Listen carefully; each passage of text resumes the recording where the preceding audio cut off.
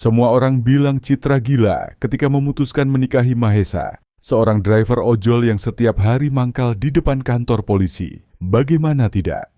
Citra adalah polwan muda berprestasi dengan masa depan cemerlang, sementara Mahesa hanya pria lusuh berkaos oblong dengan helm dekil. Hari pernikahan mereka berlangsung sederhana di rumah kontrakan. Yang hadir hanya keluarga dan beberapa rekan kerja Citra. Tapi bukannya memberikan doa, para tamu justru berbisik sinis. Mereka menertawakan pilihan Citra.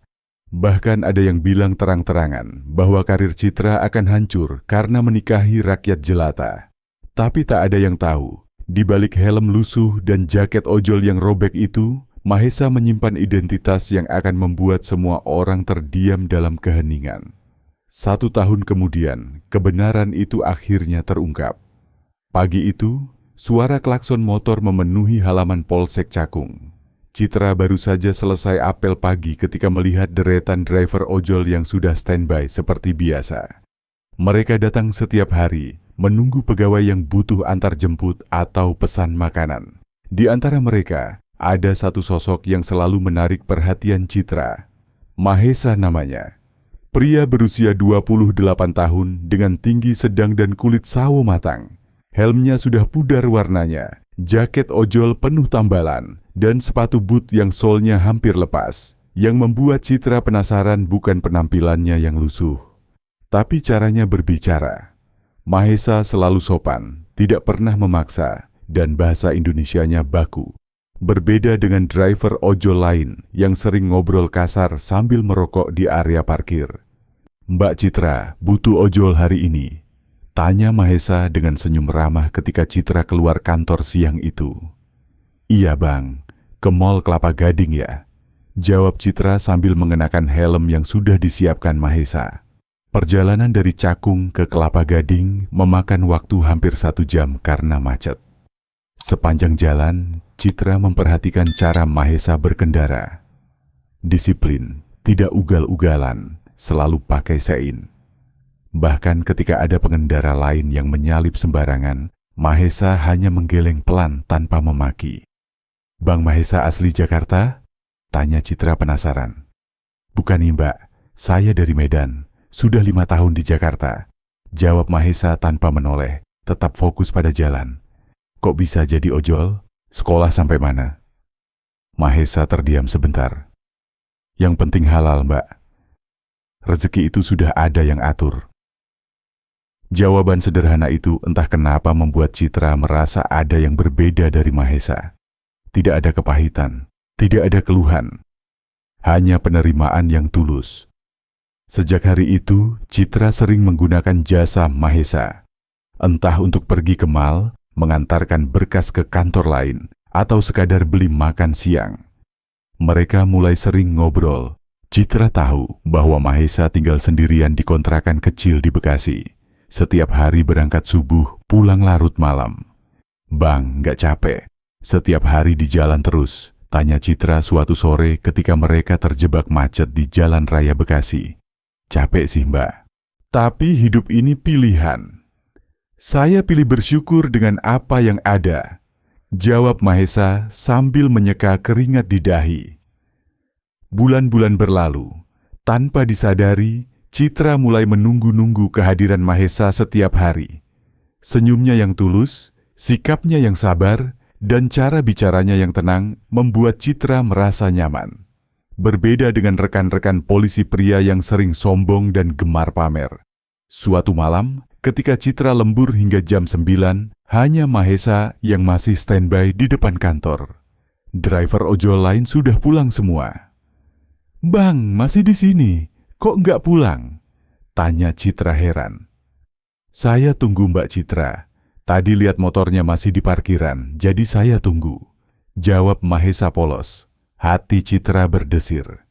Sudah lama tidak ada yang perhatian seperti ini. "Makasih ya bang, tapi nggak perlu tunggu-tunggu. Nanti Bang Mahesa capek." "Nggak apa-apa mbak, sudah tugas saya menjaga." "Menjaga?" Mahesa terdiam, seperti sadar telah berbicara terlalu jauh. "Maksud saya, menjaga keselamatan penumpang." Malam itu dalam perjalanan pulang, Citra mulai menyadari perasaannya. Ada rasa hangat yang tumbuh setiap kali bertemu Mahesa. Pria sederhana yang selalu mengutamakan keselamatan dan kenyamanannya. 2 bulan kemudian, hubungan mereka berubah dari sekadar driver dan penumpang menjadi teman dekat. Mahesa mulai bercerita tentang masa kecilnya di Medan, cita-citanya yang belum tercapai, dan alasannya memilih Jakarta sebagai tempat merantau. Sebenarnya saya dulu kuliah, Mbak. Tapi karena kondisi keluarga, terpaksa berhenti. Cerita Mahesa suatu sore ketika mereka mampir makan bakso di warung langganan. Jurusan apa, Bang? Teknik. Tapi nggak apa-apa. Yang penting sekarang bisa mandiri. Semakin lama Citra semakin yakin bahwa Mahesa adalah pria yang tepat, jujur, pekerja keras, dan memiliki hati yang baik. Ketika Mahesa melamarnya 6 bulan kemudian dengan cincin sederhana hasil tabungan ngojol, Citra menerima tanpa ragu. Tapi kebahagiaan itu harus berhadapan dengan kenyataan pahit yang menunggu. Berita pertunangan Citra dan Mahesa menyebar cepat di kantor. Reaksi pertama adalah keterkejutan, lalu berubah menjadi bisikan sinis yang semakin hari semakin keras. Gila sih Citra, masa polwan kawin sama ojol? Nggak mikirin masa depan apa? Celetuk Sinta, salah satu polwan senior, ketika mereka sedang makan siang di kantin. Iya nih Cit, kamu kan masih muda, karir bagus. Masa milih cowok yang jelas-jelas nggak setara? Sambung Rina, teman seangkatan Citra. Citra hanya tersenyum tipis. Setara itu nggak cuman soal pekerjaan atau harta. Yang penting orangnya baik. Baik doang nggak bisa bayar cicilan rumah, Cit. Apalagi kalau nanti punya anak. Mau sekolah anak kamu di mana? Hidup dengan gaji ojol? Sinta menaikkan nada suaranya. Percakapan itu didengar beberapa polisi pria di meja sebelah. Mereka mulai bergabung dalam diskusi yang semakin meruncing. Citra, masa iya kamu mau hidup susah? Lihat tuh, banyak polisi cowok di sini yang mapan. Kantor, sendiri, gaji tetap. Masa depan jelas, kata Bambang, bintara kepala yang terkenal suka gombal. Bener tuh, kamu cantik, pinter, kenapa harus turun derajat? Tambah Eko, polisi muda yang dari dulu naksir Citra. Setiap hari, ejekan dan sindiran itu bertambah. Tidak hanya di kantin, tapi juga di ruang kerja, saat apel, bahkan ketika Citra sedang mengurus berkas. Beberapa rekan mulai menatapnya dengan pandangan kasihan, seolah Citra sudah melakukan kesalahan besar. Yang paling menyakitkan adalah ketika Kapolsek memanggilnya ke ruangan. Citra, saya dengar kamu mau menikah dengan driver ojol? Tanya Kapolsek Hendrik dengan nada serius. Benar, Pak. Kamu yakin dengan keputusan ini? Sebagai anggota Polri, kita harus memikirkan citra institusi. Bagaimana kalau nanti ada yang bilang, polwan kita sampai harus menikah dengan tukang ojol karena tidak ada pilihan? Citra menarik napas dalam. Pak, saya menikah karena cinta, bukan karena tidak ada pilihan. Mahesa orangnya baik dan saya yakin dengan pilihan saya. Ya sudah, tapi jangan sampai ini mempengaruhi kinerja kamu di kantor. Dan sebaiknya pernikahannya jangan terlalu diekspos. Kita jaga nama baik korps. Keluar dari ruangan Kapolsek, Citra merasa marah dan sedih sekaligus. Kenapa orang-orang tidak bisa menghargai pilihannya? Kenapa status sosial dan pekerjaan masih menjadi ukuran utama untuk menilai seseorang? Di sisi lain, Mahesa juga merasakan dampaknya. Ketika mengantarkan Citra ke kantor, tatapan sinis dari para polisi membuat suasana menjadi tidak nyaman. Beberapa kali ada yang berkomentar keras. Tuh kan, dia yang ngojol itu. Untung banget dapat polwan cantik. Pasti dia pakai susuk atau apa. Masa polwan mau sama ojol kampungan? Mungkin Citra lagi hamil, makanya terpaksa nikah sama dia. Komentar terakhir itu membuat Mahesa mengepalkan tangan. Tapi dia tetap sabar, tidak membalas. Dia tahu jika merespons dengan emosi, justru akan memperburuk posisi Citra. 1 bulan sebelum pernikahan, tekanan semakin berat. Beberapa rekan Citra mulai menjauh. Mereka yang biasanya ramah, kini hanya menyapa seadanya. Ada juga yang dengan terang-terangan mengatakan tidak akan hadir di pernikahan. Citra, kamu masih bisa mundur kok. Nggak ada yang terlambat, kata Rina ketika mereka berdua di toilet kantor. Mundur kenapa? Emang kenapa sih kalian sama Mahesa? Dia nggak pernah berbuat jahat sama siapa-siapa. Jawab Citra mulai emosi. Ya karena dia nggak level kita, Cit. Kamu polwan, dia ojol. Nanti kalau udah nikah, kamu mau tinggal di mana? Kontrakan? Makan apa setiap hari? Naik apa kalau motornya rusak? Kenapa sih kalian mikir materi melulu? Emang hidup cuma soal duit? Citra, ini realita. Cinta nggak bisa buat kenyang. Apalagi kalau nanti punya anak. Pulang hari itu, Citra menangis di pelukan Mahesa. Semua tekanan dan ejekan yang dia terima selama berbulan-bulan akhirnya meledak. Bang, aku capek. Mereka semua nggak ada yang mendukung. Semuanya nyuruh aku mundur. Isak Citra. Mahesa membelai rambut istrinya dengan lembut. Citra, kalau kamu ragu, kita bisa tunda dulu pernikahannya. Nggak, aku nggak ragu sama kamu. Aku cuma sedih kenapa orang-orang nggak bisa nerima pilihan kita. Sabar ya, Cit. Mereka belum tahu siapa aku sebenarnya. Suatu saat mereka akan paham. Citra mengangkat kepala menatap mata Mahesa. Maksud Bang Mahesa apa? Mahesa tersenyum tipis. Nanti kamu akan tahu. Yang penting sekarang kita hadapi ini bersama-sama. Malam itu Citra tertidur dengan perasaan campur aduk. Di satu sisi dia bahagia karena akan menikah dengan pria yang dicintainya. Tapi di sisi lain, dia khawatir dengan masa depan mereka yang akan dipenuhi dengan pandangan negatif dari lingkungan. Yang tidak dia tahu, besok pagi akan ada kejadian yang mengubah segalanya. Hari pernikahan Citra dan Mahesa berlangsung di rumah kontrakan sederhana di Bekasi. Dekorasi ala kadarnya dipasang dengan bantuan tetangga. Tidak ada gedung mewah, tidak ada catering mahal, hanya nasi kotak dan teh manis yang disajikan dalam gelas plastik. Citra duduk di pelaminan sederhana dengan kebaya putih pinjaman dari sepupunya. Wajahnya cantik, meski riasan seadanya. Di sampingnya Mahesa mengenakan kemeja putih dan celana hitam yang sudah dicuci berkali-kali hingga agak pudar. Yang hadir tidak banyak. Keluarga dari kedua belah pihak, beberapa tetangga, dan sekitar 10 rekan kerja Citra. Sisanya memilih tidak datang dengan berbagai alasan.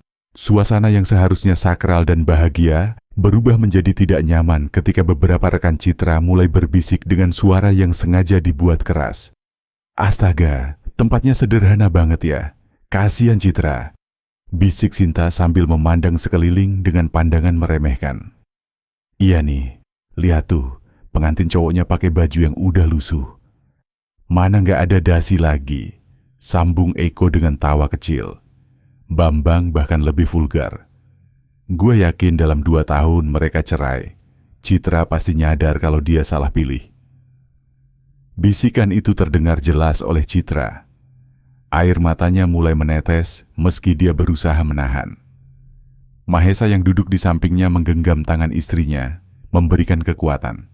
Acara akad nikah berjalan hikmat. Tapi ketika sesi foto bersama, komentar-komentar pedas kembali terdengar. Ih, Citra sabar banget ya.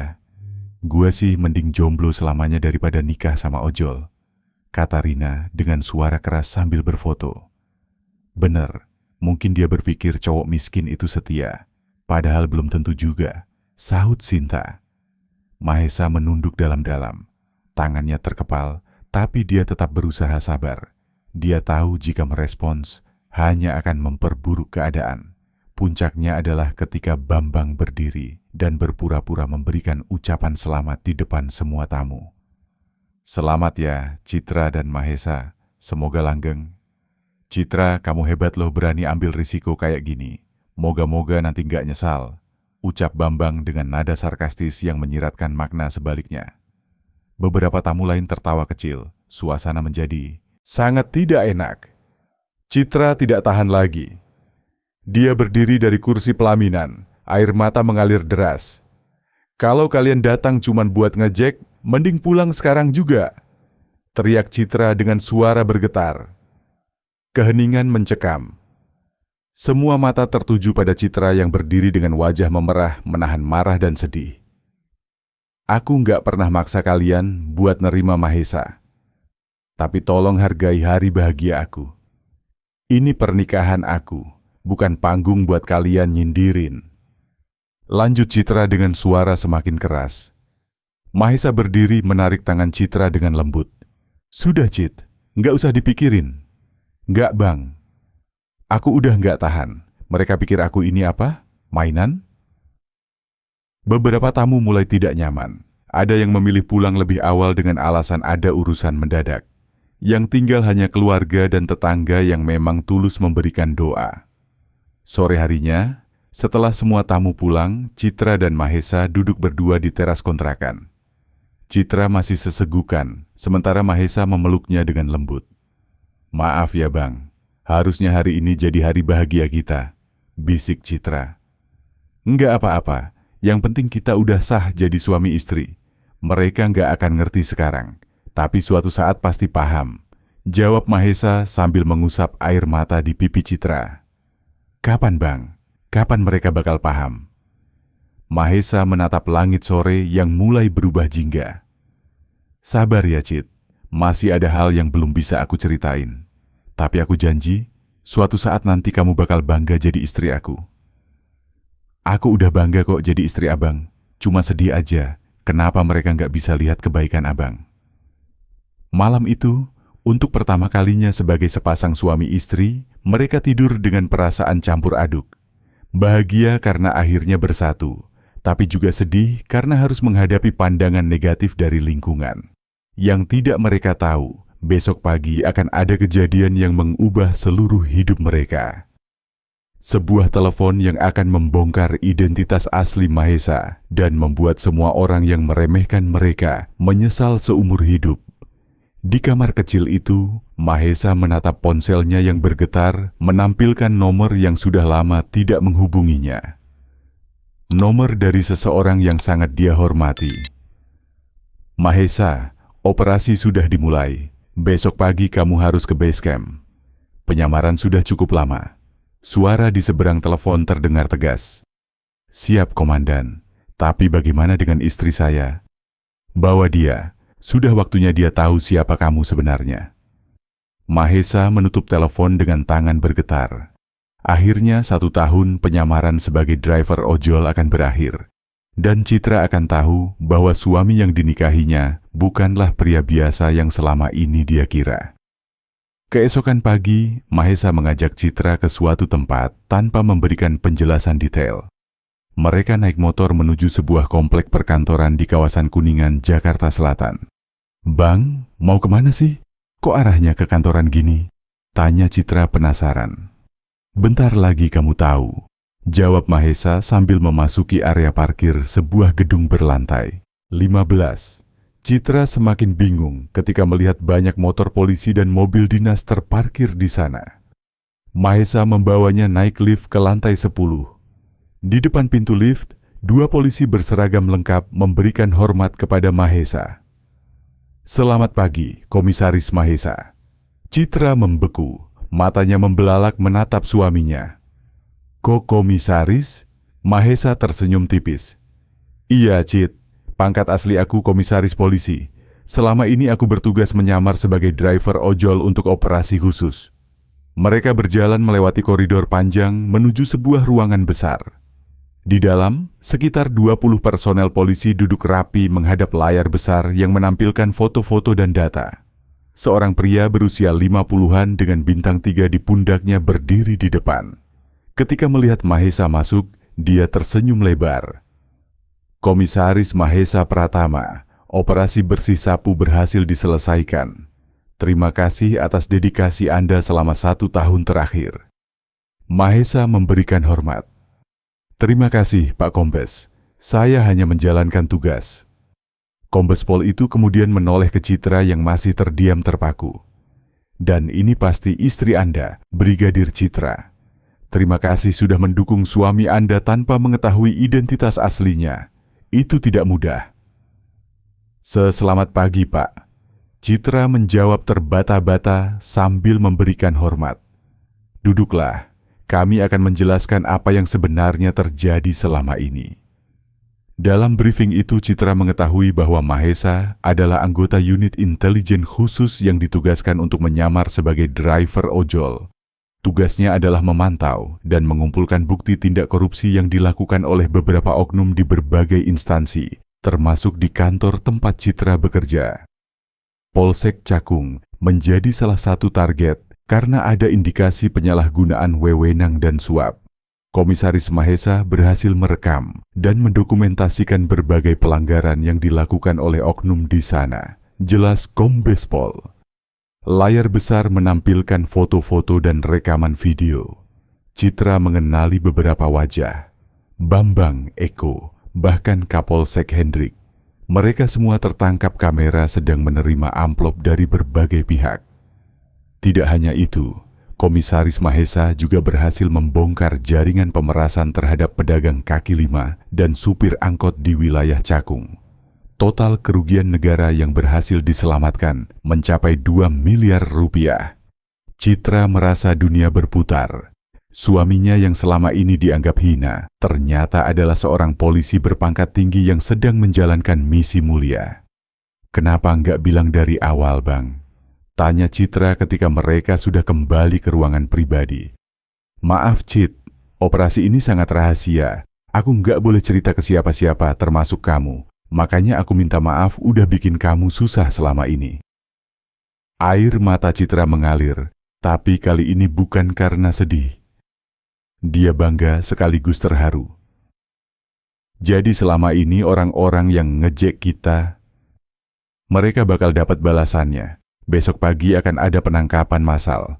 Beberapa rekan kamu yang kemarin ngejek di pernikahan kita, termasuk dalam daftar tersangka. Keesokan harinya, berita penangkapan oknum polisi korup di Polsek Cakung menjadi headline utama di berbagai media. Foto Komisaris Mahesa Pratama dalam seragam lengkap terpampang di koran dan portal berita online. Di kantor yang sepi karena banyak anggota ditahan, Citra duduk sendiri di mejanya. Beberapa rekan yang tersisa menghampirinya dengan wajah menyesal. "Citra, maaf ya, kita nggak tahu kalau suami kamu itu," kata Rina dengan nada bersalah. "Iya, maaf banget, kita salah ngejudge," tambah yang lain. Citra hanya tersenyum tipis. "Nggak apa-apa, kalian cuma belum tahu aja." Sore itu, Mahesa menjemput Citra dengan mobil dinas. Tidak lagi dengan motor ojol lusuh, tapi dengan kendaraan resmi lengkap dengan pengawalan. "Gimana rasanya jadi istri komisaris?" goda Mahesa sambil tersenyum. "Sama aja sih, yang penting suamiku masih yang dulu. Baik hati, sabar dan tulus," jawab Citra sambil memeluk lengan suaminya. "Sekarang kita pindah ke rumah dinas, udah nggak usah ngontrak lagi. Aku sih nggak masalah di mana aja, asalkan sama abang." Ketika mobil mereka melewati pos ojol di depan kantor polisi, Citra melihat beberapa driver yang masih mangkal. Mereka semua memberikan hormat kepada mobil berplat merah itu.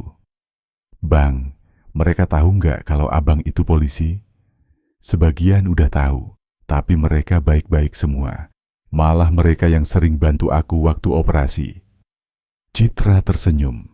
Ternyata selama ini dia hidup dalam kisah nyata yang luar biasa tanpa menyadarinya.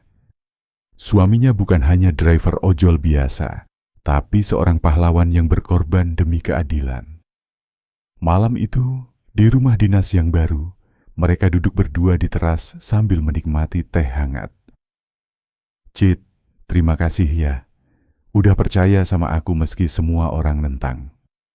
Makasih juga udah ngajarin aku arti kesetiaan dan perjuangan yang sesungguhnya."